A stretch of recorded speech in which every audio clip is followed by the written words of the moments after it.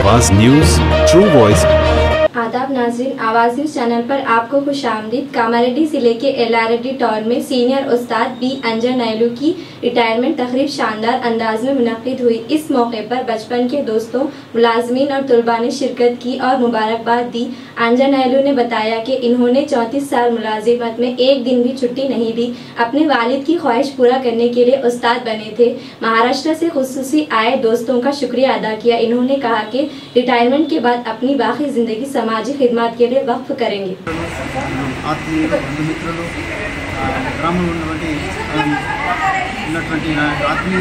మరియు వివిధ గ్రామాల్లో పడినటువంటి పాఠశాలలు గ్రామాల ప్రజలు అందరూ కూడా నా యొక్క ఉద్యోగ కార్యక్రమానికి రావడం చాలా ఆనందంగా ఉంది. అయితే నేను ఈ ఉద్యోగంలో ఇంతమంది ఆత్మీయులు సంపాదించుకున్నందుకు నాకు చాలా గర్వంగా ఉంది. నేను మా నాన్నగారు కూడా ఉపాధ్యాయులుగా ఉండే వారి యొక్క ప్రేరణతో నేను కూడా ఉపాధ్యాయ వృత్తిని స్వీకరించాను.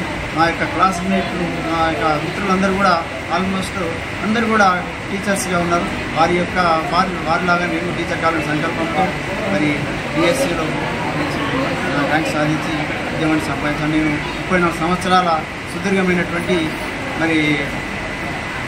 ఉద్యోగాన్ని కొనసాగించాను.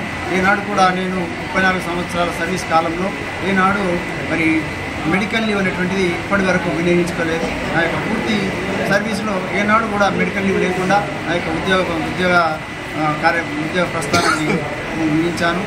ఇంతమంది ఆత్మీయులు ఇక్కడికి వచ్చి మహారాష్ట్ర నుంచి నా యొక్క డిగ్రీ కాలేజ్ ప్రిన్సిపల్ హరిబాబు గారు, రిటైర్డ్ ఎస్డి హైదరాబాద్ నుంచి, ఇంకా చాలామంది మిత్రులు వివిధ దగ్గర నుంచి ప్రేమతో ఇక్కడికి వచ్చారు. స్టూడెంట్ కూడా చాలా ప్లేస్ నుంచి వచ్చింది సార్, ఎక్కడెక్కడ చాలా లాంగ్ నుంచి వచ్చారు. ఇంకా ఈ యొక్క కార్యక్రమాన్ని నిర్వహించిన కారణం ఏంటంటే ఇంతమంది ఉద్యోగ విరమణ తర్వాత రిటైర్మెంట్ ప్రోగ్రామ్ నిర్వహిస్తాను అందరూ ఎదురు చూశారు. నేను కార్యక్రమం నిర్వహించబోయే వరకు ఇంటికి వచ్చి ఒక్కొక్కరు సన్మానం చేయడం ప్రారంభించారు. నాకు ఏదో వెల్తిగా అనిపించి మనం ఇది చేస్తే అందరూ ఒకే దగ్గర వస్తారని భావించి ఈ యొక్క ఉద్యోగ విరమణ కార్యక్రమాన్ని ఇక్కడ నిర్వహించడం జరిగింది.